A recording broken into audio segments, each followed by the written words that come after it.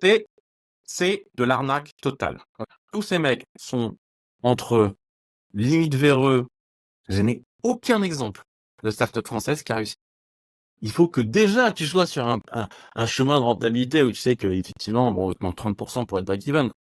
Et Xavier me dit, écoute, JB, de toute façon, Sano, j'ai vu passer le dossier, j'en veux pas, c'est de la merde. Ça, c'est son intro.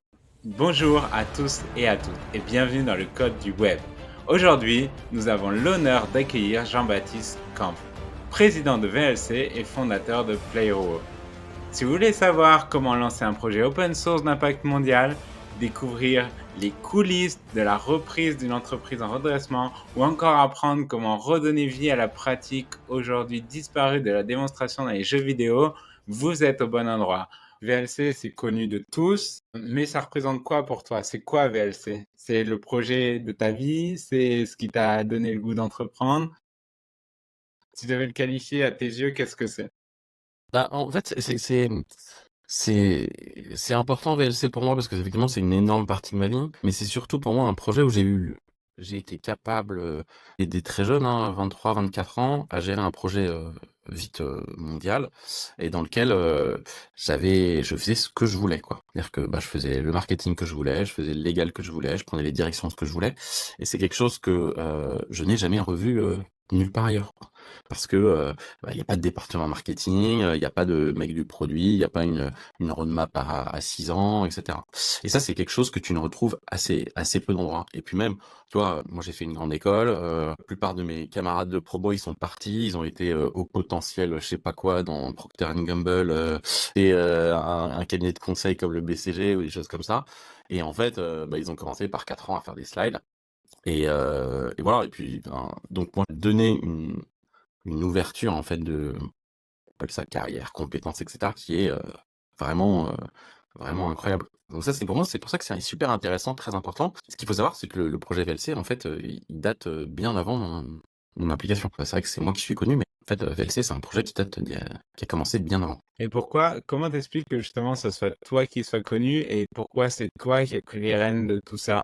Qu'est-ce qui s'est passé? C'est un peu, ouais, alors c'est un peu compliqué, mais ce qui se passe, c'est que donc le projet VLC, en fait, c'est un projet qui est la continuité d'un projet, qui est la continuité d'un projet, qui est la continuité d'un projet. Donc, on rembobine dans les années 60. Il y a l'école centrale Paris, qui s'appelle l'école centrale des arts et manufactures. Elle est à Lyon, gare de Lyon. Et donc, elle est trop petite. Donc, ils décident de...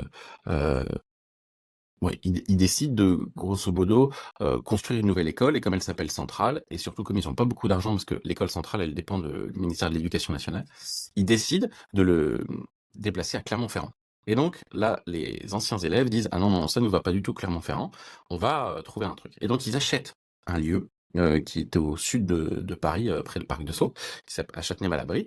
Et là, ils décident de construire un campus. Et en fait, c'est important parce que en fait, on va se retrouver avec une école publique qui est basée sur un campus privé, géré par une association, hein, 300 élèves, mais ça reste un truc privé. Résultat, tout ce qui va être fait dessus va être fait par les élèves.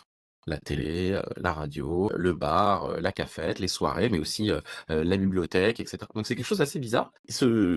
Dans les années 80, il y a un réseau informatique qui est construit en tokenerie, un truc vraiment des années 80, parce que des anciens élèves qui bossent chez IBM veulent faire un peu un atelier, un labo d'expérience avec 1500 personnes sur un réseau, sur lequel on peut se permettre de tout casser. Et donc se crée une association qui s'appelle VIA, comme Vive l'informatique autrement, à la fin des années 80. Et puis, bah, début des années 90, là, il y a le début du web, les trucs en telnet, ça suffit plus. Et donc, ils cherchent à avoir un réseau plus rapide. Et l'école leur dit, et ça c'est important, c'est pour ça que c'est important l'histoire de l'assaut, l'école leur dit, écoutez, nous, on peut pas vous aider parce que le réseau, il est sur le campus, et le campus, comme on vous dit, c'est pas nous. Vous, on est juste l'école. Et donc, alors évidemment, c'était une sorte de mauvaise foi de ouf, parce qu'en fait, ils savaient que ils voulaient avoir du réseau pour aller faire du jeu vidéo, hein, soyons très très honnêtes. Mais et donc, il y a quelqu'un qui leur dit, bah, écoutez, allez voir des partenaires de l'école. C'est une façon de dire, allez voir ailleurs. Ils vont voir des partenaires, et notamment, ils vont voir Bouygues. Et il y a le DSI de Bouygues. Et le DSI de Bouygues, qui doit s'appeler Alain Pouillard, à l'époque, dit, écoutez, je comprends pas toute votre histoire, mais par contre, ce qui m'intéresse, moi, c'est la vidéo, parce que le futur de la vidéo, c'est le numérique, en 95, et le satellite. Et donc, si vous êtes capable de prendre la vidéo numérique du satellite et l'envoyer sur un réseau local, ce qui quasiment jamais été fait avant. Je vous paye votre nouveau réseau. Et se démarre ce projet qui s'appelle Network 2000, dont le but c'était juste de prouver qu'on était capable de prendre un flux satellite avec une grosse antenne plutôt que d'en acheter 1500 et 1500 décodeurs. Tu sais, c'est des box comme ça qui coûtaient 2 000 francs. Ouais. Et de les envoyer.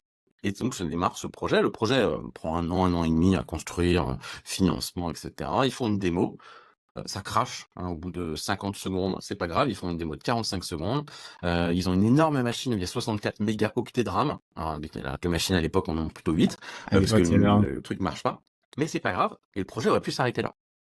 96. Et pendant un an, il se passe pas grand-chose, c'est la fin du projet, ils s'occupent du réseau, et fin 2098, il y a quelques gars qui reprennent le projet en disant écoute, en fait, il y a peut-être d'autres gens qui sont intéressés par faire de la diffusion vidéo sur le réseau, et ils lancent le projet qui s'appelle Vidéolan. Et tu vois, on est déjà le lancement du projet Vidéolan, on est déjà après le projet VIA, après le projet Network 2000, on est au projet Vidéolan. Et là, on n'est toujours pas open source, et on parle toujours pas de VLC.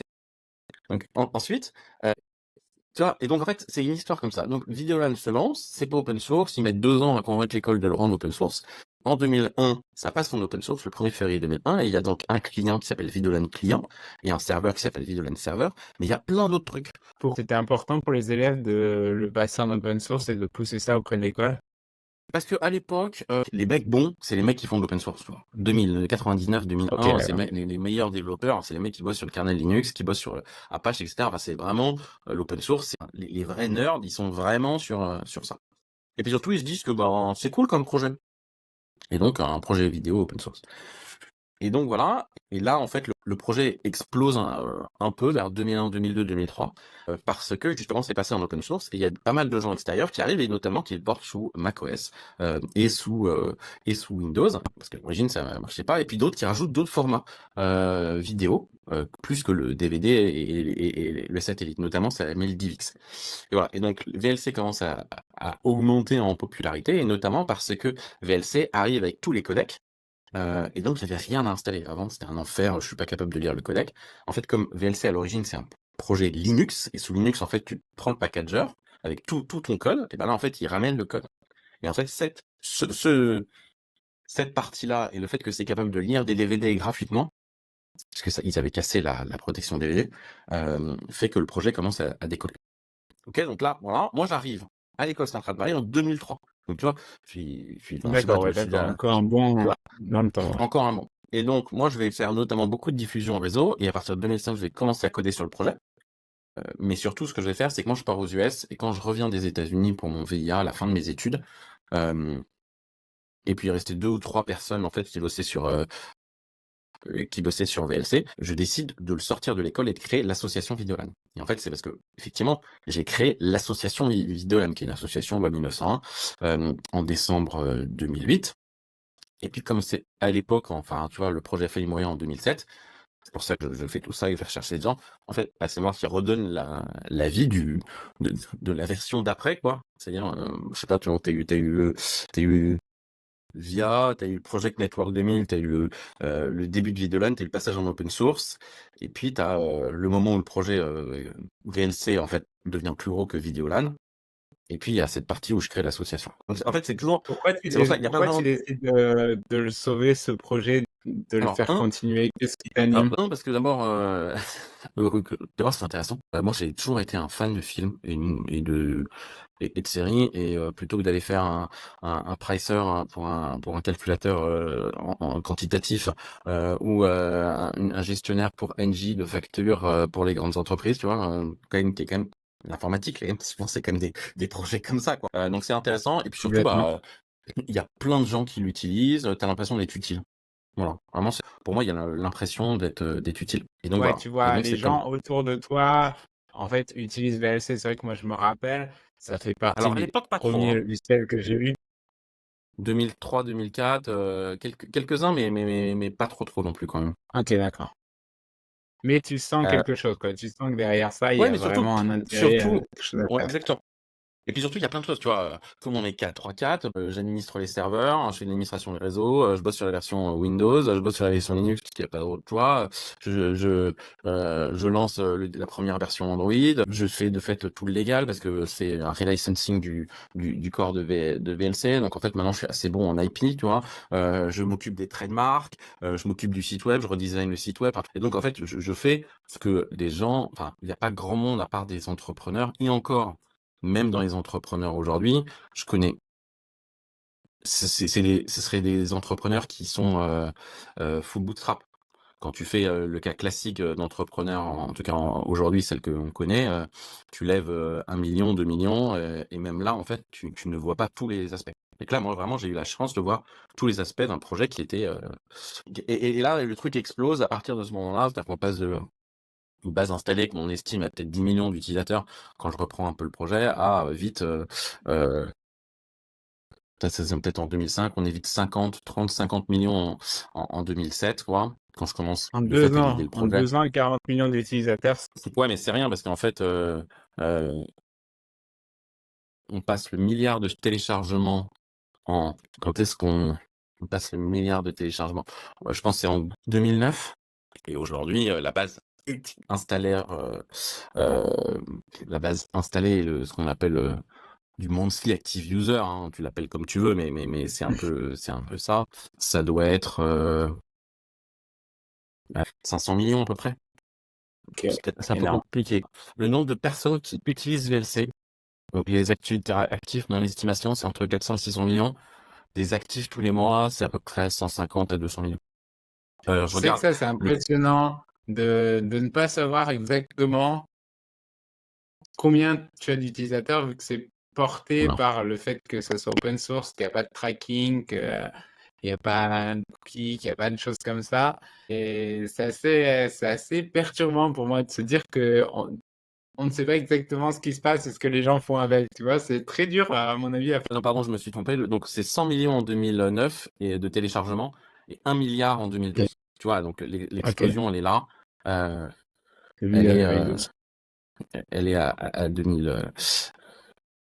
Ouais, c'est ça. Tu vois, les 2012 et puis le 3 milliards de téléchargements en 2019. Et aujourd'hui, je compte même pas, en fait. Je pense qu'on doit être sur notre site web, tu vois, je sais même pas, on doit être à, je sais pas, 5 milliards de téléchargements. Et, ouais, c'est ça, 5 milliards 300 millions. Mais à la limite, c'est pas très important. Ce qui est le plus intéressant comme métrique que le nombre de téléchargements, parce qu'il y a beaucoup d'updates, c'est quand tu prends une seule version, combien il y a de téléchargements sur notre site web, hein. Parce que c'est pas des gens, en général, les gens, ils n'installent pas 4 fois. Et donc, par exemple, je pense que notre maximum sur une version sur notre site web, ça doit être 417 millions, 418 millions sur une Ouais, version. Et donc à là, peu tu te près dis, OK. 500 millions. Et ça, c'était sans les distributions Linux, ils le font évidemment gratuitement, donc tu peux rajouter quelques millions. C'est sans les gens sur Android, c'est peut-être 60-70 millions. C'est sans les gens sur iOS et iPad, etc. C'est peut-être 20-30 millions. Et c'est pas comme dans tous les grosses entreprises qui téléchargent une fois et qui déploient sur tous les postes. Voire télécharger.com, etc. Donc, on parle d'une base internet assez importante, assez massive. Mais bon, c'est ce que je dis souvent, VLC, c'est le logiciel français le plus utilisé au monde et le moins rentable. Justement, durant cette période, du coup, 2003-2004 jusqu'à 2012, tu à 100% sur VLC Pas du ou, tout. ou c'est... D'accord. C'est quelque chose, c'est un side project à côté d'emploi que tu fais. Comment ça s'intègre dans ta vie, dans ton parcours? En fait, ouais, je commence à beaucoup bosser sur VLC en 2006. Je suis en stage, donc j'ai un peu de temps. Ensuite, je pars aux US 1 an, en 2007, puis en 2008. Et donc là, j'ai pas mal de temps aussi parce que je travaille pour le consulat de France. Et puis, en partir de 2009, j'ai un boulot où je suis CTO d'une startup, et justement qui m'avait contacté parce que je faisais du VLC et qui, ouais, je fais ça le soir et le week-end. Et ça prend de plus en plus de temps. Et à un moment, Ok. Donc, tu travailles le soir et le week-end sur un projet. ouais, Il y a et mes atteint vacances, 1 milliard d'utilisateurs pendant cette période-là, ce qui est énorme. c'est ça. Non, 1 milliard de téléchargements. Ouais, 1 milliard oui, 500 millions d'utilisateurs, 1 milliard de téléchargements. Alors moi je dirais, en fait, moi la métrique que je prends c'est que je divise par 10. Donc en 2012, t'as 100 millions, ouais, Ok, ok, d'utilisateurs. 100 millions. Ok. Donc, tu as 100 millions d'utilisateurs d'un côté qui utilisent un produit que tu as fait et tu y passes soir et week-end. C'est ça. Comment on Et donc, en fait fait, pour ne pas avoir envie de switcher à 100% là-dessus quand on voit j'avais une pas telle les thunes. traction sur quelque chose? Pas les thunes. Et il n'y a aucun moyen de faire de l'argent avec VLC à ce moment-là? Il y a plein de moyens, mais il n'y a pas de moyens qui soient bien. C'est quoi que tu entends par moyen qui soit bien? C'est-à-dire que, allez, en fait, le problème, et c'est un problème fondamental, c'est qu'il n'existe pas de business model B2C open source. Tu peux le tourner comme tu veux, mais il n'existe pas de business model. Et d'ailleurs, on n'en a pas des exemples. Le seul exemple, c'est Mozilla avec Firefox. J'étais en train de chercher, mais c'est vrai que tous ceux que je vois en open source, c'est à chaque fois du B2B, où Bien tu sûr. vends du conseil, ou tu vends de l'installation, ou alors tu vends des modules qui, eux, ne sont pas open source à côté, un peu comme Odoo. Mais c'est vrai que sinon, tu as raison, j'en connais pas. Ben non, parce qu'on n'a pas, on cherche pas. Hein. Moi, j'ai fait des cours. J'ai fait des cours sur ce qui s'appelle les business models open source. Donc c'est un cours que je donnais, c'est quoi l'open source à des masters à HEC et à Centrale Paris. Cherche pas en fait. Les business open source, c'est sur du B2B. Les gens vont pas sortir leur carte bleue. Et donc en fait, il y a eu plusieurs. C'est là où les gens en fait vont se rendre compte de. Et pour ça que les gens me disent ah ouais JB JB JB. C'est qu'en fait on me propose plein de choses. Et notamment, on me propose d'abord d'installer, en même temps que d'installer des VLC, tu sais, des toolbars. Tu sais, c'était des toolbars Oui. horribles qui pourrissaient les PC. Et notamment, c'est Google qui fait ça parce que Google a cette toolbar, la Google Toolbar. Et donc, moi, je refuse. Et déjà, les sommes qui avaient été proposées étaient quand même étaient monstrueuses. Et pareil, pour installer Chrome en même temps que VLC. Et je dis, bah non, en fait, ça correspond pas. Alors, est-ce qu'il aurait fallu le faire? Peut-être que l'offre de Chrome, c'était peut-être la plus intéressante parce que euh, vu euh, vu euh, vu ce qui s'est passé après quoi. Mais je peux pas le savoir parce T'entends par ce qui qu'évidemment s'est maintenant passé après, le fait que Chrome se soit répandu Chrome est partout. partout quoi. Donc en fait Ouais, on aurait juste accéléré l'inévitable. ok. Mais ça ne correspondait pas. Et ensuite, j'ai eu beaucoup de propositions d'installer de la pub, de revendre la marque, d'utiliser le truc installé pour installer de la merde. Et là, on m'a proposé des dizaines de millions d'euros qui auraient fini dans ma poche. Et j'ai dit non. Que tu t'es dit, je refuse parce que à un moment donné, je sais que je vais trouver une solution de monétisation. Tu t'es dit, je refuse et je sais que potentiellement, il n'y a rien qui va s'ouvrir côté monétisation, mais je veux garder les valeurs du projet et le projet le plus clean possible. Tant pis. Alors en fait, c'est même pas ça. C'est même pas ça, c'est beaucoup plus simple. C'est que je me sentais pas légitime. Donc, ce qui est sûr, c'est que c'est moi qui ai aujourd'hui passé le plus de temps de ma vie sur VLC par rapport à tous les contributeurs. Aujourd'hui, je suis peut-être, avant, pendant très longtemps, j'étais numéro 2 en nombre de commits, mais j'ai fait tout ce qui est à côté qui correspondait à beaucoup de trucs. Et ensuite, moi, j'ai monté des entreprises qui font qu'aujourd'hui VLC vive. Et donc, je paye des gens pour bosser sur VLC. En faisant du support B2B, hein, comme on l'a dit, je trouvais pas que VLC c'est mon projet. Et j'ai jamais trouvé que c'était mon projet. Donc je trouvais que ça allait dénaturer le projet qui était un projet communautaire. Et donc D'accord. mon Et du coup, éducation catholique fait que ben tu vois j'étais pas c'était ça pas, fitait pas ouais, quoi. complètement, ouais. Là, je vois bien. Et il y a aucun moment où tu t'es dit, puisque je peux pas en vivre, j'abandonne et je passe à autre chose. Ouais, ça m'est arrivé plein de fois, mais Qu'est-ce qui t'a fait rester du coup? C'est devant la croissance, c'est parce que ça te ça plaisait toujours? reste. En fait, j'ai fait pas mal de choses à côté, hein. Et notamment, je me suis retrouvé pas mal dans les startups, puis j'ai lancé d'autres projets et que ça n'a pas forcément fonctionné. Mais je me suis quand même rendu compte que VLC, c'était le truc techniquement le plus intéressant. Et au niveau projet, c'était un des trucs vraiment les plus rigolos. Et ça te donne une sacrée carte de visite aussi pour plein d'autres choses. Tu es hyper légitime sur énormément de sujets grâce à ça, quoi. Alors, c'est vrai, mais surtout, en fait, j'ai un background techno très, très, très, très généraliste. C'est-à-dire que j'ai pas eu le choix, mais aujourd'hui, tu vois, j'ai fait du C, du C++, du C Sharp, enfin, libVL C Sharp, j'ai fait du Java, du Kotlin sur Android, j'ai fait de l'Objective-C sur iOS, j'ai développé sous Windows, Linux, Mac, Android, Apple TV, Android TV, j'ai bossé sur des Chromebooks, fait une version web de VLC, je sais très bien comment marche quand on les compilos, j'ai géré une infrastructure de téléchargement, parce que tout ça, il faut quand même le faire. Donc, en fait, j'ai un scope de technologie qui est très très large. Et ensuite, j'ai fait pas mal de choses, notamment de l'architecture dans d'autres boîtes, ce qui fait qu'en fait, je suis globalement très vite légitime sur beaucoup de sujets techniques. Et en plus, je sais comment ça marche le business parce que j'ai monté des startups autour de ça. Donc, je vois très bien ce que c'est un business model. Je sais ce que c'est du capex, de l'opex. Enfin, je suis très généraliste, ce qui est assez rare. Surtout, de plus en plus, on est, comme tu disais, quand tu lèves des fonds, bah, tu vas recruter une personne qui va avoir le marketing, qui va se faire une équipe marketing, une personne qui va faire la tech, etc., etc. Exactement. Et là, c'est vraiment rare de pouvoir avoir tout. Au jour d'aujourd'hui, pour faire un fast forward, c'est quoi la vision de VLC? Est-ce que maintenant qu'on a toutes ces plateformes de streaming, qu'est-ce qu'est-ce qu'il y a dans le pipe? Est-ce que c'est un projet qui est amené à encore évoluer énormément?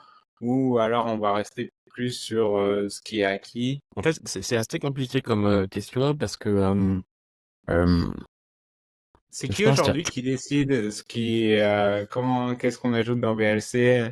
bah en fait ça se fait c'est plutôt les développeurs en fait. C'est la communauté qui décide et puis les gens bossent sur ce qu'ils veulent et puis ils envoient. Ça fait je sais pas depuis le lancement de Netflix donc ça fait 10 ans que j'entends VLC ça va mourir. Tous les mois. Oui, ça sert à rien, tout ça bon, OK. Et puis en fait quand tu regardes, tu te rends compte que bah ça continue à être téléchargé beaucoup. Alors peut-être pas chez les mêmes personnes hein. Mais ça commence à être téléchargé beaucoup donc bon, et puis surtout, tu te rends compte que les plateformes, bah, ça va devenir de plus en plus chiant. On a eu le moment où c'est très cool les plateformes, et là on va se rendre compte que c'est quand même plus chiant. On va voir, bah, les prix vont augmenter sur toutes les plateformes. Il va vite te falloir 5 ou 6 plateformes, parce que il te faut du contenu qui est Il y a là, du plus contenu qui rien. est... Si tu veux du catalogue, Ouais, maintenant, il faut que tu en aies un peu partout. voilà. Donc, Donc, voilà. en se Donc, basant là-dessus, je ouais, pense on que peut se dire que le je- piratage va revenir, en fait. C'est ça qui se cache derrière ça. différemment, et C'est puis que, surtout les plateformes, en fait, tu regardes, regarde ce que les gens regardent sur Netflix. Enfin, c'est la télé, quoi. C'est devenu la télé. Ils te poussent du contenu qui est leur propre production. c'est leur propre production. Et soyons très honnêtes, hein, une grosse partie, c'est quand même de la merde. Hein. Tu vois. Ah non, Il faut faire mais du nouveau tout le temps. C'est de la production, de la production, de la non, mais on surproduction. n'est plus et on n'est plus à l'époque Orange is the New Black, Casa de Papel, tu vois. Ouais.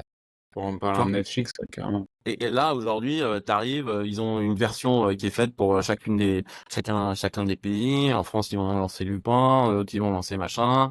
Ils ont fait une segmentation de marché, des trucs à rallonge et à rallonge pour te garder engage. Enfin, grosso modo, enfin, toi, si jamais on te disait, tu vas regarder un film de 150 heures sur les zombies, tu me dirais, t'es mignon, mais non, quoi. Mais c'est pas grave. Enfin, tu le découpes en plein de trucs, tu le fais. Donc, voilà, si tu veux, enfin, tu vois, essaie de trouver tous les James Bond ou tous les Indiana Jones sur les plateformes. Vas-y, Ouais. bonne chance. Ça me fait repenser à un point que j'ai vu dans une interview de toi d'il y a 4 ans. Tu disais une phrase, j'ai trouvé ça magique. Tu disais la raison du succès de VLC, c'est que personne n'a cherché à que ça soit un succès. Et, C'est tout à fait. c'est un peu l'inverse de tout ce qu'on entend toujours, où de plus en plus on te dit faut driver, t'es drivé par le marché, trouve une niche, même si c'est pas vraiment ce que tu veux faire, trouve une niche dans un domaine et fais quelque chose pour cette niche. Comment on pourrait continuer à appliquer ce principe-là, mais sur un projet pour en vivre ce coup-ci? Comment tu peux avoir cette force-là et le tourner en un projet qui te rapporte quand même de la monétisation? Pour moi, la seule façon de monétiser, hein, ça sera il faut faire un truc qui a du sens pour les gens, quoi. C'est-à-dire, bah, ramener du contenu directement dans VLC. C'est-à-dire, on trouve une façon justement de ramener du contenu multiplateforme pour avoir un peu un agrégateur de plateformes. Mais sinon, je vois pas d'autres façons. C'est-à-dire que tout ce qui va être pub, tic, etc., ça va pas avec les teams du projet. Il faut que ce soit de l'opt-out et ça marchera pas. Ok, Donc intéressant. voilà. Et du coup, c'est quoi, du coup, on parlait de start-up, c'est quoi ta vision, justement, des start-up aujourd'hui, des levées, de comment ça se passe? Bah, c'est très. Alors moi, ça fait maintenant, je sais pas, ouais, bah, quasiment la première startup que j'ai join, c'était en 2008. Donc toi, j'ai vu d'abord aux US en une boîte franco-américaine, puis une en France en 2009-2012. Et puis ensuite, j'ai été notamment à l'ouverture de Station F, j'ai fait pas mal d'encadrement dans un sous-incubateur qui s'appelle les Naver. Et donc voilà, donc j'en ai vu beaucoup. Il y a du bien et il y a du moins bien. Le truc qui est vraiment très très cool dans la French Tech, c'est que ça a changé le mindset en France. Et ça, c'est hyper important, c'est que on est passé de d'un mindset où c'était mal de se planter à il faut tester pour se planter. Et ça, c'est un truc qui va faire, à mon avis, que la France va s'en sortir mieux que ses collègues européens, et c'est principalement grâce à la French Tech. Voilà. Donc ça, pour moi, c'est ça le plus important. Après, il y a beaucoup de survalorisation. D'abord, il y a très peu de tech dans la French Tech. Complètement. Voilà. Donc Bah, en ça, fait, il faut le dire. on utilise beaucoup de briques américaines, en fait. C'est plutôt de l'intégration de En fait, c'est même pas technologies ça, c'est américaines. qu'aujourd'hui, tu prends la plupart des startups, tu vas désintermédier une niche et tu vas faire que ça. Doctolib, etc., etc. Et puis, le niveau technique, il est assez faible. Alors, c'est pas très grave, hein, parce que ce qu'on a dit, ce qui était important, c'était d'avoir changé un peu le mindset. Mais c'est vrai que c'est pas très, ouais, c'est pas très haut.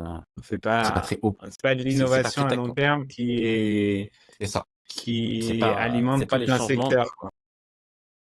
C'est pas les changements majeurs qu'on a vus là dernièrement avec l'IA. Notamment en parlant de l'IA, j'ai vu que vous êtes en train de lancer des fonctionnalités IA sur VLC. Ouais, Et c'est quoi, il y a un vrai besoin derrière ou alors c'est pour c'est côté ouais, trend, l'effet de mode? pas du tout. Il y a un besoin qui est très clair, qui parle pas trop à des Français, mais qui est le sous-titrage automatique et la traduction automatique. Dans beaucoup de pays, en fait, ils ont pas les choses sous-titrées. Ça n'existe pas, tu vois. Par exemple, tu vois, déjà en Europe de l'Est, tu vois, les films ils sortent pas toujours sous-titrés en temps et en heure. Euh, Et pour ça, du coup, j'ai cru comprendre que tu choisissais une approche complètement différente sur l'IA de ce qu'on fait actuellement. Tu peux nous en dire Exactement. plus? Donc le but en fait, pareil pour l'IA, c'est de faire un truc qui dépende pas d'un serveur. Donc par exemple, et ça c'est important, mais tu vois pas, on a eu un problème de DNS il y a, je sais pas, il y a quelques mois. Et donc le DNS videolan.org est tombé et on n'avait plus accès au DNS videolan.org. Donc de fait, aucun des services Videolan ne fonctionnait. Pas une seule personne utilisant VLC ne s'en est rendu compte. Juste si tu Comment ça essayes de va-t-il? chercher, il y a rien qui dépend des Il n'y a serveurs rien Videolan. sur les serveurs. D'accord. Il y a besoin de rien. C'est-à-dire que c'est standalone. Ça pareil, ça existe plus. Ça. Imagine que les serveurs de Chrome tombent. Je pense que tu peux même plus lancer Chrome. Tu peux plus te loguer, il s'arrête. Il a plus sur la télémétrie, il s'arrête, etc. Donc, on est sur un truc qui est quand même très original là-dessus. De VLC qui fait ça. Et donc, le but, c'est d'avoir des trucs d'IA qui tournent en local. Et donc, pas d'aller chercher un serveur qu'il faut maintenir. Et le jour où le serveur tombe, t'as plus rien. C'est quoi ton approche techniquement quand c'est comme ça? Parce que tout ce qu'on va trouver, la majorité de ce qu'on va trouver sur l'IA, ça va être toujours d'utiliser telle API ou telle API, ou alors de faire tourner des moteurs mais plus petits en local. Comment tu arrives à savoir dans quelle direction partir? Est-ce que J'ai pas beaucoup de choix, hein, je prends ce qui est disponible. Hein. Et on va pas développer un moteur d'IA déjà. Juste réussir à faire tourner en inférence en local, c'est déjà assez compliqué. Hein. Complètement. Et quand c'est comme ça, est-ce que tu as des personnes externes du monde de l'IA qui viennent et qui disent, tiens, je viens porter ma brique à VLC ou pas du Rien du tout? tout. Rien du tout. Les gens de l'IA, ils cherchent à faire des startups. Et je pensais justement que quand tu avais une aura comme VLC, que quand une nouvelle technologie comme l'IA sortait, tu pouvais avoir des experts IA qui avaient envie de venir apporter leur grain de sel et apporter leur brique à VLC pour l'intégrer dedans, pour faire partie de ça. Ouais, et en fait, pas trop. Là, en fait, il y a un tel rush sur l'IA hein, qui va un peu se calmer, mais ouais, qui est vraiment important. Là, tout le monde veut faire des startups. Il y a un tel pognon à récupérer que pour le moment, ils vont pas passer du temps à faire de l'open source. Souvent, l'open source, ça arrive après. Tu vois, l'open source, BNC, ça a été le premier lecteur vidéo. FFmpeg, c'est pas le premier encodeur vidéo. L'open source permet de démocratiser, de faire les choses mieux. Et c'est pas, en général, c'est pas des frichages. Ok, intéressant. Donc d'ici quelques années, on pourra peut-être voir des projets open source ou des gens qui vont venir mettre leur grain de sel dans des projets open source pour apporter de l'IA, du coup. Oui, et puis il y a beaucoup de choses qui sont, alors aujourd'hui, si ça s'appelle en open source en IA, c'est ce qu'on appelle de l'open weight, c'est-à-dire c'est des modèles qui sont gratuits et libres d'utilisation. Il y en a beaucoup là autour de GameFace, et par exemple dans VLC, Ouais. là, quand on va faire du sous-titrage automatique, c'est ce qu'on va utiliser aussi. Il y a quand même, il y a quand même des choses. Mais bon, entraîner un modèle, en fait, ça coûte très très cher pour moi. Ça Hmm. va, ça va, C'est ça va vrai, changer. c'est le point. Allez, on passe à Shadow. Du coup, j'ai appris l'existence de Shadow dans une interview de toi récemment. Je te laisse nous présenter un peu ce que c'est Shadow, un peu l'histoire, comment c'est arrivé dans ton histoire entrepreneuriale et quel est Ouais. l'impact sur ce que tu fais aujourd'hui. Shadow, expert technique en fait pour les investisseurs. Et donc j'ai des investisseurs qui m'ont dit JB, bah voilà, ça a l'air très très tech, c'est effectivement très très tech comme startup. Et justement, bon, à contrario du reste de la French Tech, là c'était vraiment très très très tech. Qu'est-ce que tu peux nous en dire? Et donc je suis allé, je passais 24 heures, 48 heures pour faire un audit technique. Et en fait, en faisant l'audit technique, le CEO, il m'a dit, c'est assez incroyable parce que tu connais vraiment tous les domaines de notre activité. Et surtout, tu as l'air de connaître et de commencer les discussions avec les équipes de façon plus profonde que notre CTO actuel. Et effectivement, en fait, il y a une grosse composante, c'est de la vidéo. 2 ans plus tard, en fait, le CEO, et il est parti avec son CTO monter une autre boîte et il s'est fait un peu virer par son board. Et il m'a dit, bah, écoute, quand même, c'est ma boîte, j'ai envie que ça continue. Donc, en fait, je pense que c'est une bonne idée que toi, tu y ailles en tant que directeur technique. Et c'est comme ça que moi, je suis revenu dans Shadow à l'été 2020. Et la boîte, elle était en grosse crise. D'ailleurs, souvent, quand je interviens dans les boîtes, c'est des boîtes qui sont quand même globalement en crise. Il y avait pas beaucoup de fonctionnalités qui sortaient, il y avait eu beaucoup de promesses et pas beaucoup d'actions, et c'était un gros foutoir. Donc moi, je suis arrivé, j'ai mis un peu d'ordre, j'ai un peu fait du changement d'orga dans dans toute cette boîte. Mais Tu as des exemples surtout, précis de choses que tu as fait, du coup, quand tu parles de changement d'orga? ouais, les équipes, elles se parlaient pas. Donc, par exemple, j'ai fait beaucoup de trucs où on était par exemple, un des trucs que je fais et que je fais dans souvent les boîtes, c'est un genre de weekly tech ou café engineering. C'est même quand t'as 100 personnes, 200 personnes, 300 personnes, toutes les semaines, tout le monde se voit avec du CTO au N- de fait 3 ou N-4. Euh, et tu discutes de tout, quoi, un peu ouvert. Et ça, c'est assez utile, ça permet de descendre l'information, parce que souvent, et ça, notamment en France, les startups françaises, on se retrouve à cloisonner avec le marketing qui parle pas au machin, qui parle pas au machin. Et moi, avec l'habitude de l'open source, tu vois, j'ai toujours pas cassé le truc, mais j'ai toujours dit, bah attends, non, moi je m'en fiche. C'est pas mon sujet. Si j'ai envie de parler au marketing, je parle au marketing. Et si jamais je veux donner mon avis, je vais donner mon avis. Voilà. Donc voilà, donc ça c'est vrai que j'ai toujours un peu fait ça, et donc chez Shadow, bah, c'est un peu ce que j'ai fait. Et puis surtout, je suis allé, comme c'est moi j'ai cette habitude B2C, je suis allé voir la communauté et je leur ai dit, bah qu'est-ce que vous voulez? Et ils m'ont dit, il y avait 3 fonctionnalités ou 4 fonctionnalités qu'on leur avait promis depuis quasiment la création de la boîte, avant que le projet se lance en 2017, et qui était toujours pas shippé, quoi. Notamment le double écran qui devait arriver en 2016, il était pas shippé en 2020, une histoire de copier-coller et une histoire sur le Chromebook. Et moi, j'ai dit, bah, ok, bah, vous me donnez 3 mois, dans 3 mois, vous avez les fonctionnalités. Donc, toute la communauté s'est foutue de ma gueule, ouais, ça fait 5 ans qu'on me promet, etc. Et, euh, et en novembre, bah, je vais voir la communauté, j'ai dit, bah, voilà, c'est fait. Tout est en bêta, vous pouvez tester, etc. Et donc là, et une des choses que j'ai faites, c'est que j'ai un peu dit à certains, c'était une boîte qui avait pas vraiment de direction technique. Ça partait en tous les sens. Ça allait 15 jours pour faire un truc, 15 jours pour faire un autre. Et ça va, quand tu fais des bons boutons dans une interface web d'un truc, ça, ou tu fais des sprints à 2 semaines. Putain, quand tu écris des trucs en C ou en C++ pour aller appeler direct 3D, tu vois, c'est compliqué. Donc, et ça, c'est justement moi, parce que j'ai fait VLC, parce que je connais la vidéo, parce que j'ai fait plein de trucs, je me rends compte que bah, la tech, ça peut être très compliqué, quoi. Enfin, d'ailleurs, ce qui se passe en tech aux US, c'est quand même pas juste ce qui se passe dans la French Tech. Et surtout, moi, j'ai très vite, je limite le bullshit du reste. Et donc, cette idée sans l'engineering comme demande produit, elle est claire. Parce que sinon, ça part dans tous les sens. Donc ça, c'est ce que j'ai fait. Et en fait, je me suis rendu compte que ben ils étaient en train de se planter dans leur levée de fonds parce qu'ils étaient en train de demander beaucoup trop. La boîte, elle était splittée, ils partis aux US, ils sont partis aux US trop tôt, hein, comme beaucoup de startups françaises qui comprennent pas quand il faut aller aux US. Ne partez pas aux US tant que vous n'avez pas vous n'êtes pas au moins sur un chemin très clair sur le break-even. N'y allez pas. Ça n'a aucun sens. Vous allez vous tuer. Voilà, je le vois, je le dis, je le redis.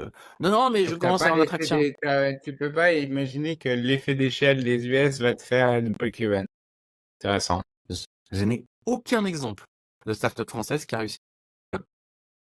Il faut que déjà tu sois sur un chemin de rentabilité où tu sais qu'effectivement, bon, on te demande 30% pour être break-even, mais pas les trucs où tu perds 1 euro quand t'en gagnes un, tu vois, ou t'en perds, enfin, comme tu Comment le vois. t'expliques ça? Parce que la Parce masse qu'en fait, de mais c'est pas gens. ça, c'est que les mecs aux US, ils sont bons quand même. Tu vois, ils t'ont pas attendu, hein. Les mecs, tu vois, mon ami, t'es mignon, mais d'abord, ils t'ont pas attendu. Deuxièmement, ils ont l'habitude d'attendre un niveau de service qui est très très élevé, puisque beaucoup de boîtes existantes sont à un niveau de et donc en fait, ça s'improvise pas les US, quoi.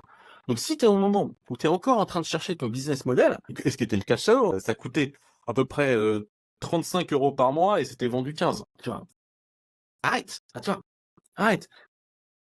Si tu sais que, bah, effectivement, tu vois, t'es quasiment, mais en fait, c'est juste que tes coûts salariaux, ils font que c'est un peu trop important et que, en fait, quand tu vas scaler, bah, en fait, t'auras moins d'engineering et plus de sales, tu vois.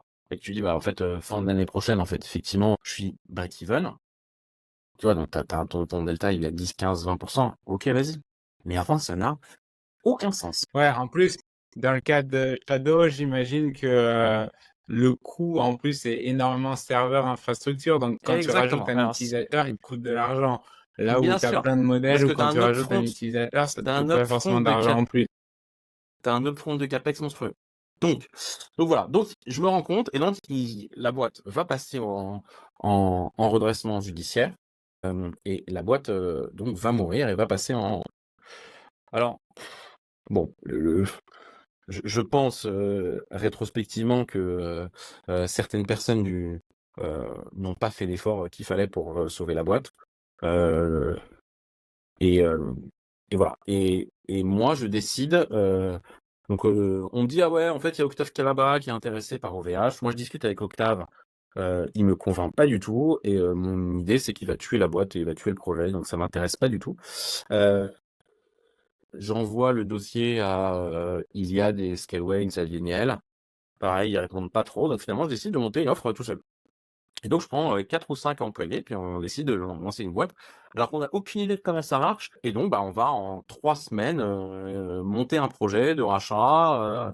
On va ensuite, en 2 semaines, lever 35 millions pour avoir un truc à peu près crédible face à des gens qui ont des armées d'avocats, parce qu'il y a Xavier et il y avait Octave qui sont milliardaires.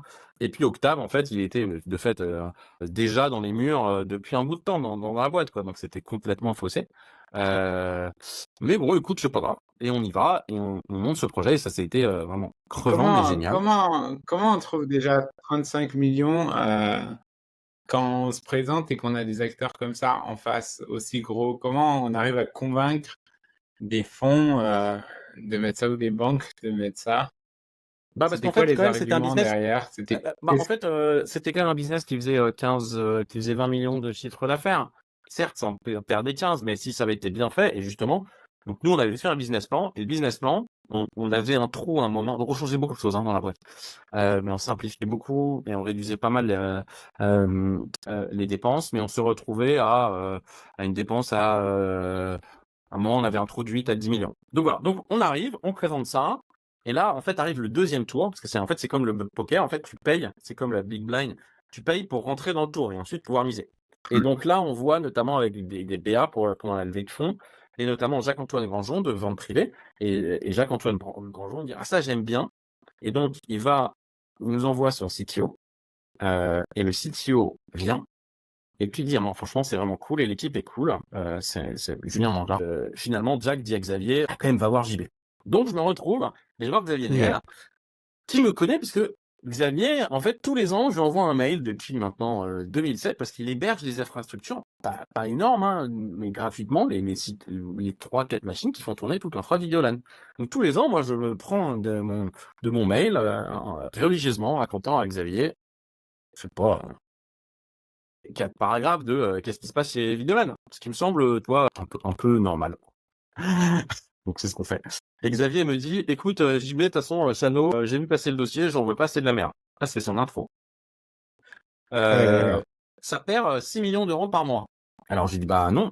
D'abord, je pense que tu frontes, c'était par trimestre.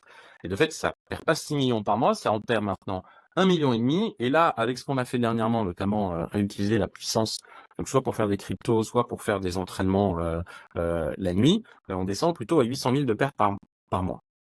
Et alors là, je me suis pris ce que j'appelle un MBA en 5 heures. On a refait le business plan et tout le business model de Xavier, de Shadow. Et Xavier, c'est quand même ce mec est quand même génial là-dessus, quoi. Et donc, on est arrivé, et puis, il a appelé des gens, il y a le directeur financier d'Iliad, il y a le directeur Skyway, etc.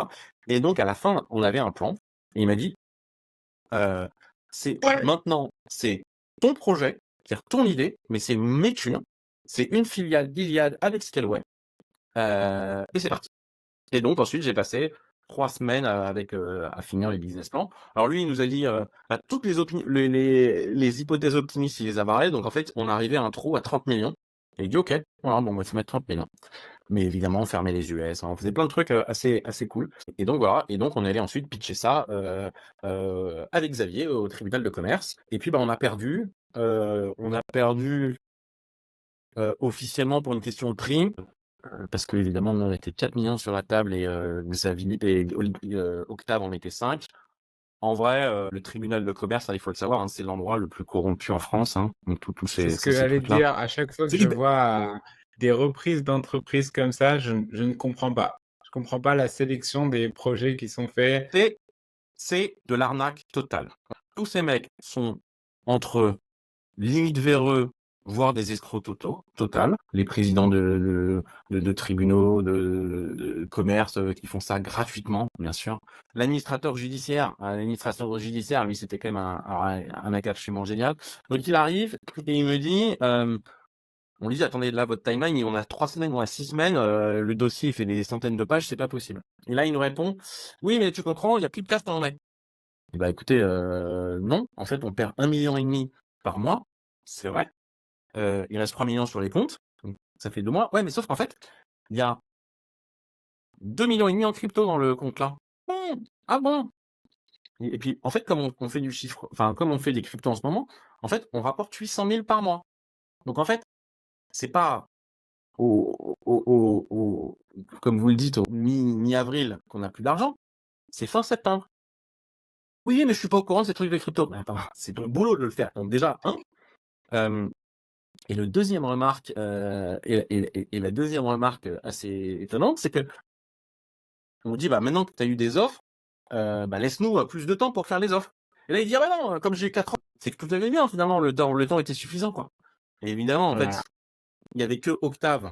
Il discutait déjà avec les fondateurs en call régulièrement depuis 9 mois. Et d'ailleurs, c'est rigolo parce que l'administrateur judiciaire dit qu'il travaillait le jour du procès. Il dit, enfin de l'audience, pas un procès. Oui, ça fait 9 mois que je compte que je travaille avec eux. En fait, tu regardes l'entrée en liquidation judiciaire ou même, elle était à 7 mois avant. Donc ça veut dire bien qu'ils avaient déjà travaillé le truc avant. Voilà. Et puis, ouais, donc voilà. Et puis, bah, toi, ils ont présenté leur offre et en fait, ils ont oublié de lever des conditions suspensives. Donc, en théorie, ils devaient même pas avoir le droit de pitch, etc., etc., etc. Voilà. Je vais pas rentrer exactement dans les détails parce qu'en fait, je sais exactement ce qui s'est passé derrière. Mais ouais, c'est de l'arnaque. Après, enfin, comme on a dit avec les gars avec qui on l'a fait, enfin, tu vois, c'est pas, je vais pas pleurer, quoi. Ça aurait été vraiment très galère et très compliqué de reprendre, mais ça aurait été intéressant. En tout cas, moi, j'ai énormément appris. euh, et, et voilà. Alors, ce que tu m'as pas, parce que tu m'avais demandé, hein, mais euh, donc j'ai pas parlé sur Shadow, c'est pourquoi j'ai accepté d'aller être CTO de Shadow. Et en fait, C'est ça. bah, malgré tout, quand j'arrivais à des meetings de la French Tech, les mecs me regardaient de haut dans les startups. Et j'ai eu quand même pas mal de mecs qui m'ont dit, non, mais tu comprends, VLC, ça marche bien parce que c'est gratuit. Je dois avouer que ça avait tendance à me prendre un peu la tête, quoi. Parce que quand je vois le résultat des licornes françaises, aujourd'hui, hein, quand on voit que Doctolib, après 15 ans, ils sont encore capables de faire 150 millions de pertes par an alors qu'ils font 200 millions de chiffre d'affaires, je me dis que quand même, tu vois, c'est pas juste une question. Puis il y a plein de gens qui ont lancé des produits gratuits, même des GAFAM, et qui n'y arrivent pas, quoi. J'ai dit, ok, ça va, j'ai fait due diligence technique, j'étais dans les advisors de plein de startups. Et donc j'ai dit: «Bah, voilà, il faudrait quand même que je montre que c'est faisable». Et puis surtout, j'ai monté en fait, autour de VLC, d'FFmpeg et d'autres, trucs open source, j'ai monté, 5 ou 6 boîtes en fait, qui sont des boîtes qui existent encore, hein. C'est un petit groupement de boîtes qui font de l'open source, ça fait, 3,5 millions de chiffre d'affaires et c'est full bootstrappé, c'est Et pas ça un truc pèse qui va pas. ça perd pas d'argent, c'est toujours limite en trésor et c'est du B2B. Sauf que j'ai jamais rendu ça énorme parce que je voulais pas faire une boîte de conseil, de B2B. Et donc moi j'ai quand même, parce que ça on en a pas parlé, c'est ce que j'ai monté après Videolan, donc c'est le deuxième effet cool, c'est à partir de 2014 en fait j'ai monté des boîtes qui sont derrière la plupart du développement de Delphi, en mode communautaire, hein, toujours. Mais tu vois pareil, on me disait: «Non, ouais, mais ça c'est tu pas levé d'argent toi, genre tu pas levé d'argent, tu nul». Donc là, vraiment j'avais un peu un challenge de dire: «Attends, moi je vais comment on fait?» Et effectivement, je suis arrivé en tant que CTO de Shadow. En 4 mois, la boîte qui bougeait plus a bougé énormément, les clients étaient contents, vous voyez qu'il y avait une vraie traction. J'ai essayé de lever des fonds, on a monté un projet, enfin ça, c'est génial, j'ai appris énormément et je suis très, très content d'avoir fait tout ça. Et donc voilà. Donc voilà, la question c'est quid de après, quoi? Donc après, C'est ça. hem, Qu'est-ce qui se passe dans ta tête au moment où tu travailles du coup 6 semaines là-dessus? Tu as appris beaucoup de ouais. choses. Tu t'es à combien de temps au total? Ouais, c'est quasiment 2-3 mois, quoi. Quasiment 3 mois, Et 3 mois, tu travailles, je m'imagine, tu travailles 3 mois dessus. Le projet devient un peu tien quand même. Est-ce que tu es obligé de te projeter? Tu es obligé d'imaginer ce que tu vas faire? Du coup, tu mets de Mmh. l'énergie. Et là, ça s'arrête, tu n'y vas pas. Qu'est-ce qui se passe à ce moment-là dans ta tête? En fait, à un moment, je l'ai su parce qu'il y avait il y avait un truc où j'ai vu l'arnaque et euh, j'ai vu des informations passer entre, entre l'administrateur judiciaire et des gens de la boîte, qui me semblaient pas normales. Et donc, je savais que le truc était baisé, quoi. C'est pipé, Donc, quoi. Ouais. euh, donc il y a quand même un moment un peu down, tu vois, mai, juin, juillet. Et puis, je revois Xavier en juillet, il me dit: «On fait quoi?» J'avais pas de plan, quoi. Alors peut-être que j'aurais dû réfléchir un peu, mais j'ai été trop drainé de fatigue. Puis j'avais quand même un garçon qui avait 1 an à cette époque-là, donc enfin, tu sais, c'est enfant en bas âge, Ça aide pas, ça ouais. prend du temps, Ouais. c'est pas simple. Et puis en fait, c'est après le meeting avec Xavier que je dois réfléchir à un projet, le projet d'après qui s'appelle Kyber. Et donc sur le projet d'après, en fait, je me rends compte, la question c'est: qu'est-ce qu'on peut faire avec cette techno? Parce qu'en fait, le cloud gaming, c'est pas un truc qui est très rentable. C'est même très difficile à rentabiliser, mais la techno, elle est belle. Il y a un truc à faire. Et donc, c'est là que, en fait, à partir de septembre 2021, je commence à réfléchir à mon projet d'après, qui est un projet open source qui s'appelle Kyber. Et l'idée, elle est assez simple, c'est tu vois, là, on se parle, on fait du Zoom, du WebEx, toute autre chose. En fait, c'est du people to people, c'est-à-dire qu'on se parle. Mais en fait, il y a tout un pan de solutions qui n'existe pas vraiment, qui est le people to machine. Parce que quand on se parle, tu vois, 100 millisecondes, 200 millisecondes, ça suffit. Quand tu vas contrôler des machines, en fait, ça ne suffit pas. Chaque milliseconde est important. Et donc, en réfléchissant à ça, je me rends compte qu'en fait, le cas de Shadow, c'est aussi le même cas que du contrôle de ton PC à distance, TeamViewer, par sec, Mhm. mais c'est aussi le même sujet que Citrix, c'est-à-dire du VDI, de la VM de la VM Distance. voilà. Mais c'est aussi la même chose que contrôler des drones à distance, des drones qui volent, Ouais. des drones roulants, Ouais. c'est-à-dire une voiture connectée, des robots industriels. C'est toujours pareil, tu vois un flux de contrôle très très vite en vidéo et un flux bidirectionnel. Et donc, en fait, l'idée, c'est un flux vidéo à très très haute qualité, très très très basse latence où t'as vraiment envie à chaque fois, chaque milliseconde, elle est importante. Parce qu'en fait, après, tu vas rajouter le temps réseau. Donc, tu peux pas dire, ouais, 100 millisecondes, ça suffit parce que l'humain, là, c'est pas un humain, c'est une machine. Et donc, par exemple, contrôler un drone volant, un ordinateur, faire du cloud gaming, faire du cloud desktop, faire un peu, par exemple, faire tourner des applications virtuelles, genre un OBS ou un Premiere dans le cloud, tout ça, en fait, c'est possible avec la même techno. Et donc, en fait, on a développé cette techno qui permet de faire du cloud gaming, du parsec, du TeamViewer, du remote control, du contrôle de drone, du contrôle de plein de choses. Tout ça, dans une techno open source. basé sur VLC et sur FFmpeg, qui est cross-platform, tu vois, contrairement à des parsec de TeamViewer, ça marche sur Windows, Linux, Mac, Android, Apple TV, Android TV, etc. Puisque évidemment c'est VLC. Et puis même le serveur, en fait, ça peut être un Windows, un Linux, un Mac, même des grosses boîtes comme Parsec n'ont jamais réussi à avoir, par exemple, un streamer Linux ou une version qui marche dans le navigateur. Et surtout, c'est fait en mode brique que tu puisses utiliser pour faire tous les cas d'usage. Et voilà. Donc ça, c'est un projet que j'ai lancé. Ça a mis un peu de temps, ça a mis à peu près, entre la conception, etc., ça a pris quasiment 2 ans. Et en septembre dernier, on avait à peu près, octobre dernier, on avait vraiment un résultat très bon avec une latence de 8 millisecondes en glace to glace. Donc vraiment, peut-être ce qui est vraiment très très cool. Et voilà. J'en ai créé une boîte sur un des projets, un des sujets, qui s'appelle Plériot. Et c'est en fait du cloud gaming pendant quelques minutes. L'idée, c'est de pouvoir tester du jeu vidéo sans installer le jeu vidéo. Aujourd'hui, pour tester un jeu vidéo, en fait, c'est très long, c'est très chiant. Faut télécharger, même si tu as une démo, c'est 40 gigas, ça prend 1 heure, ça prend 2 heures. Et en fait, tu as juste envie 5 minutes pour le tester. Donc ça peut être soit de la pub interactive, tu veux tester le dernier truc, plutôt que de regarder quelqu'un sur Twitch ou sur YouTube, tu cliques dessus, en fait ça spawn des VM sur les cloud providers, ça installe Kyber, ça te le stream, en quelques secondes ça fonctionne quoi. Et ouais, tu peux aussi le réutiliser pour faire la démo à des journalistes ou des blogueurs avant ou même pendant la phase de développement. Super intéressant. Ce que je trouve intéressant dans ton approche, c'est que tu as pris le problème à l'envers. C'est-à-dire que tu as créé une solution technique à un problème qui existe dans énormément de verticales. Et après, Alors oui et non. En fait, c'est en même temps. C'est-à-dire qu'en fait, il y avait un des mecs qui s'appelle Julien Zouin qui m'avait aidé à faire le rachat de Shadow, qui était à la R&D. Et en fait, on a repris un à un les cas un peu débiles de la R&D de Shadow. Et donc on a construit l'architecture comme ça. Et puis ensuite, moi j'ai vu pas mal de problématiques qui étaient des problématiques techniques.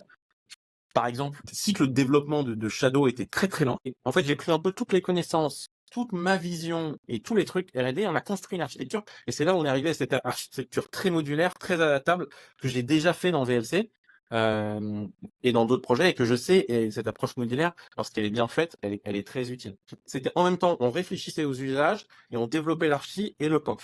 C'est pour ça que ça a pris pas mal de temps. Ça nous prend quasiment 8 à 10 mois en fait pour arriver. Et là, on dit, OK, c'est l'archi, et c'est là, on se met à coder. Et tu vois, c'est quasiment en mars 2022. et donc en tout, pendant 10 mois, tu es focus à 100% Non, sur non, pas du tout. Kyber? Non, non. Pas du tout. Bah non, parce Plus. que j'ai toujours mes business autour de VLC, donc j'ai quand même 30 personnes à faire vivre. Et puis, en fait, j'ai besoin un peu d'argent, parce que c'est vrai que bah, je suis pas très riche. Puis là, avec des enfants, j'ai besoin d'un peu plus d'argent. J'ai été VP of Engineering de vente privée.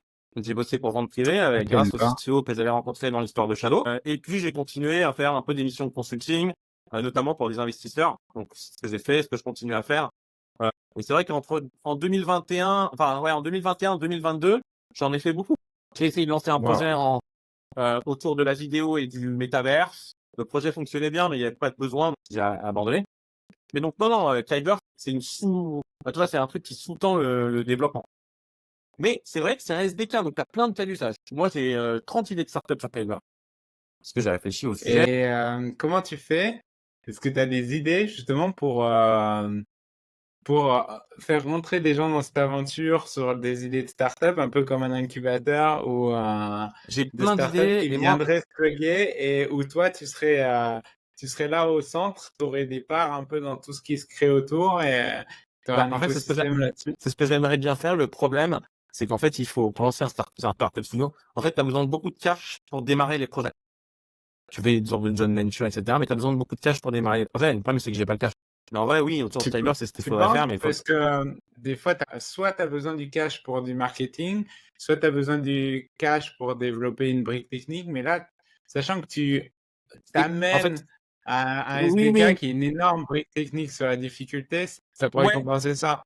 mais, et c'est le problème, c'est le mais, c'est qu'en fait, dans beaucoup de ces verticales, le temps de vente, il est très loin. Et donc, en fait, et ça, c'est un truc que les gens oublient, en fait, quand ils font des startups, c'est qu'il y a deux sujets. Il y a l'addressable market et le lead time. Et il y a plein de startups, je sais elles vont pas marcher parce qu'en fait, ils veulent un marché qui est énorme. Ouais, c'est sûr. Sauf que, aller faire des ventes à une banque, putain, c'est 2 ans.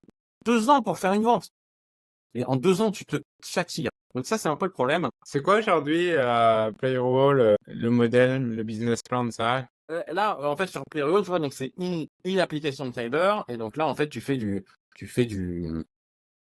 euh, tu fais du rev share pour les gens qui achètent le jeu vidéo. Là, c'est encore en test, c'est ça? C'est pas lancé C'est ça. publiquement encore? Enfin, en fait, il y a plusieurs campagnes qui ont été commencées. C'est quoi, pour toi, c'est ce que tu vois, c'est vraiment la première verticale et après, tu vas en découler d'autres ou c'est vraiment En fait, quoi ta pour vision? le Parce que moment, la là, j'ai Plarium, vraiment ça ne fait que... l'impression que tu as quand même la possibilité de créer tout un écosystème autour de ça, quoi. Un Alors, peu comme ouais, mais OpenAI a créé un écosystème autour de l'AI et en fournissant une librairie technique au centre. alors, Plarium, c'est vraiment...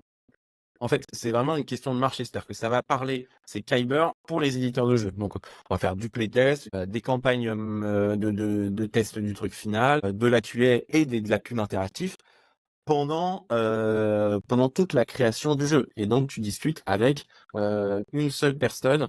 T'as créé euh, tout- toute ta relation de confiance avec ces éditeurs. Et pourquoi est-ce que c'est le premier vertical qu'on lance? C'est qu'en fait, le monde du jeu vidéo, c'est un monde qui bouge très vite. Et donc, par exemple, tu vois, on a signé des contrats en 2 mois, quoi. C'est-à-dire que les premières démos, on les a faites de la solution complète en février, là. Et en fait, on a fait une campagne en avril. Et puis là, tu vois, cet été, on en a 5 de plus. Donc, c'est-à-dire que c'est un addressable market qui est assez large, parce que, tu vois, le monde du jeu vidéo desktop, c'est 10 milliards. Et les coûts d'acquisition, euh, pardon, le jeu vidéo desktop, c'est 100 milliards, les coûts d'acquisition, c'est 10%, 15%, donc c'est 10 à 15 milliards qui sont dépensés dans les coûts d'acquisition. Non. Et en plus, c'est un lead time assez court. C'est-à-dire, tu peux te dire, alors euh, qu'on peut aller voir se battre contre Citrix, c'est loin, quoi. Oui, oui, parce qu'il faut rentrer dans les entreprises, etc., etc. Moi, j'avais en tête, quand tu me racontais ça, j'avais en tête aussi tout ce qui est chirurgie à distance, tous les robots que tu peux piloter à Oui, distance, bien sûr. etc. Mais Mais c'est c'est pareil, quoi? c'est vraiment C'est long. 5 ans.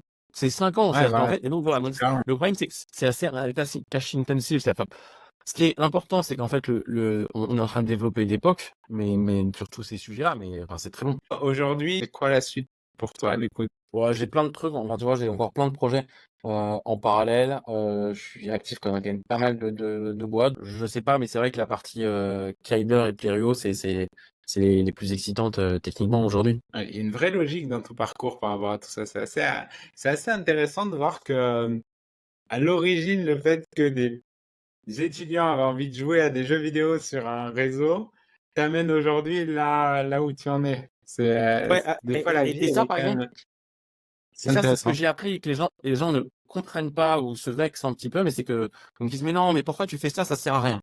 Ça, c'est, pourquoi tu parles à ce mec-là? Pourquoi tu fais cette interview? Pourquoi tu fais ce podcast? Pourquoi tu fais ce... Et j'en sais rien, mais en fait, il y a plein de choses qui me sont arrivées qui sont un peu de la chance. Et parce que j'ai pris la chance au bon moment, au bon endroit. Et, euh, et voilà. Puis, t'as été actif, en fait. T'as fait des choses. Là, ce que je vois là dans toutes les discussions qu'on a eues, c'est que tu étais à chaque fois acteur des choses. Sur VLC, t'as créé l'association. Sur Shadow, tu déposes un dossier pour racheter. Playro, tu relances. Tu es dans la création des choses. Tu sais pas, ce qui est assez intéressant, c'est que là, pour le coup, j'ai l'impression de créer une brique et après, il y a cette brique, elle doit pouvoir aider plein de gens, faire plein de choses, quoi. C'est super intéressant. Trop bien. Du coup, comment les gens ils peuvent venir s'intégrer dans cet écosystème? Si on a des développeurs aujourd'hui qui sont là aujourd'hui, qui veulent se lancer sur de la vidéo, sur du temps réel. Faut venir me parler, de toute façon, il y a plein de choses à faire, hein. Partie moment de dystopie. Ok. Si tu n'avais pas participé à VLC, tu ferais quoi aujourd'hui? Alors, Qu'est-ce qui se serait passé? le Tu serais pire rentré dans cas, un autre côté open source? non, le pire cas, c'est que j'aurais été un de ces drones qui bossent à la défense. Ça, c'est mon stress, tu vois. Tu penses que t'aurais pu? Ou en Ouais. final, t'aurais essayé, t'aurais dit non, c'est pas pour moi et tu serais parti vers autre chose? J'ai envie de me dire que c'était pas possible. Mais en tout cas, c'est un stress. Ça, c'est vraiment le pire des cas. Sinon, ouais, j'aurais été ouais, je pense qu'à un moment, je me suis retrouvé dans les startups classiques de la French Tech.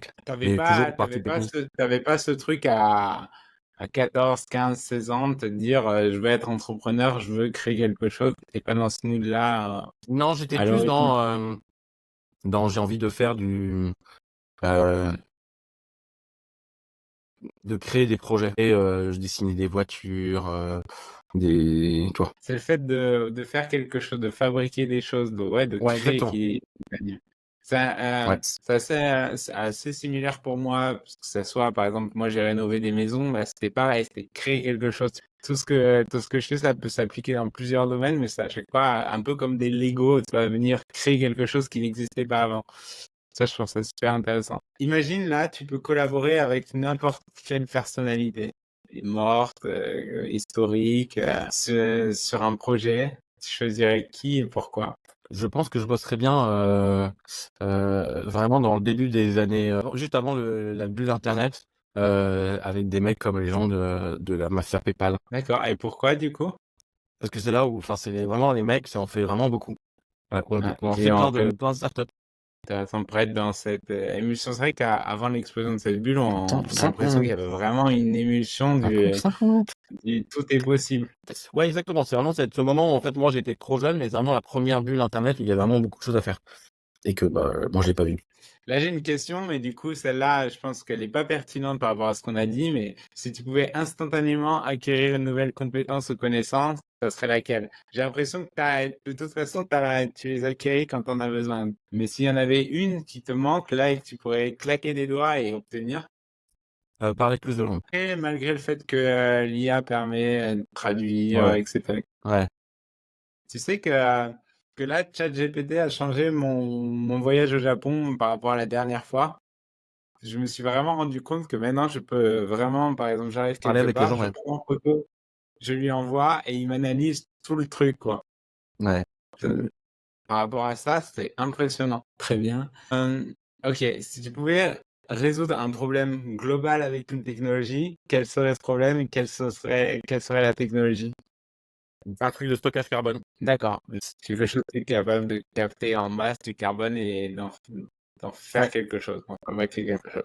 Même pas C'est en faire, intéressant. juste un aspirateur qui arrive, oui, qui fait du carbone en cristaux. C'est vrai que si on a ça, on résout un gros problème parce qu'en face, on est moins obligé de baisser, quoi. Trop bien. Eh ben, écoute, je te remercie. Je te remercie de ton passage sur ce podcast. Est-ce qu'on a pu parler de tout ce que tu voulais? Est-ce que tu as d'autres Oh, sujets que ouais, tu veux aborder? ouais, c'était bon. Félicitations, vous venez de terminer cet épisode. Il a nécessité plus de 16 heures de travail. C'est le moment pour vous de nous soutenir et de le partager maintenant à 2 amis.